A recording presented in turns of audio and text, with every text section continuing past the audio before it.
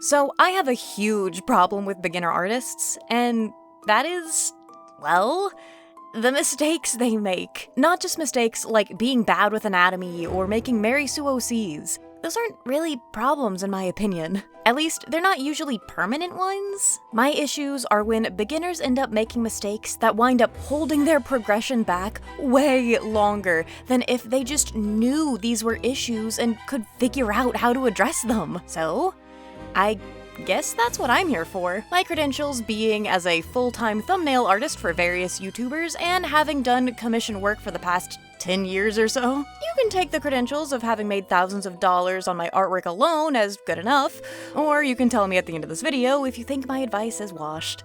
First, let's talk about the infinite zoom. This is an issue I see where a lot of artists get lost in the details of an eye or the pattern of a button that, once zoomed out, will only count for like 10 pixels total on a phone or tablet screen. Being detail-oriented is great. Artists like Junji Ito and Manabu Ikeda are known for their hyper-detailed art styles. But most of the time, when it comes to creating detail in illustrations you intend to post online and not have put into high art spaces, i.e. to be shown as large pieces in art galleries, to be made as highly detailed prints in an art book or even a comic, to be posted as a massive lossless file that can be zoomed in on indefinitely, etc. You don't need all that detail. As a matter of fact, most of that detail will be destroyed by the compression rates when posted to Instagram, Twitter, and Tumblr. Your hours of work to literally gild a lily in the background of a piece will be as good as wasted. If you want to add massive amounts of detail to something, make sure to focus that energy in places where it will be prominent. Next, let's discuss perspective phobia, or the sheer dread most beginners have when it comes to having to draw backgrounds, the second eye, or even hands all together. Listen, I'll even hold your hand when I say this.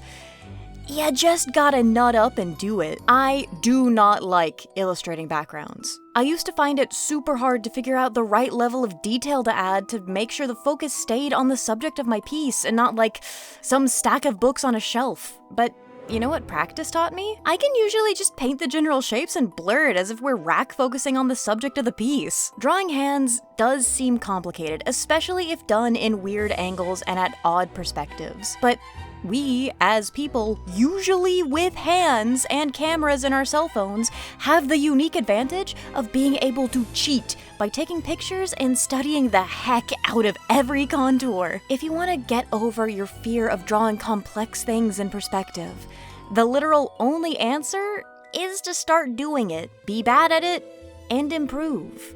And the last problem I want to discuss today is the topic of shading with black. It's an age-old argument. Some say that you should never shade with black because it'll make your piece look washed out and dirty. Some say you should only shade with black because that's how shadows look in the real world. The truth is, though, shading is entirely dependent on your piece's environment. Remember that short I made talking about shadows and the 3-point lighting setup? If not, I'll have it linked in the description. The TLDR is that the color of your light source will determine the color of your shading. Not because the shadows themselves will be that color, but because, due to how light works, the light source of your environment will always bounce back onto the subject and its shadows. If you have a super drastic blue light behind someone, all you'll really see is that blue. And for all the goobers listening to this in the background, click back over here for a sec to see what I mean. See how in this photo the subject is almost entirely shrouded in black, with the exception of the blue outline? Look closer. And see how the black parts are, by and large, just extremely dark and saturated blues. And see how there are places where the shadows are lighter due to the light bouncing off of the model's anatomy and reflecting back up onto them. This is an extreme example, but that's why most people tell you to shade with your lighting color. There are lots of factors to take into account. Is the subject's clothing color reflecting on them and changing the shadow color? Is there more than one light source, etc.? These are things you just have to consider as you keep drawing more and more. If you're just making simply shaded cartoon illustrations, you might not have to worry, but knowing and practicing these tips will help boost your skills, your portfolio, and your overall knowledge. And having more knowledge is always better. Wanna know more things beginner artists do to PMO? Wanna ask a specific question? I'd love to hear from you in the comments. If you made it here, comment with an emoji so I know you're on that serious business. And hopefully, you'll come back for the next show. Ju-byebye!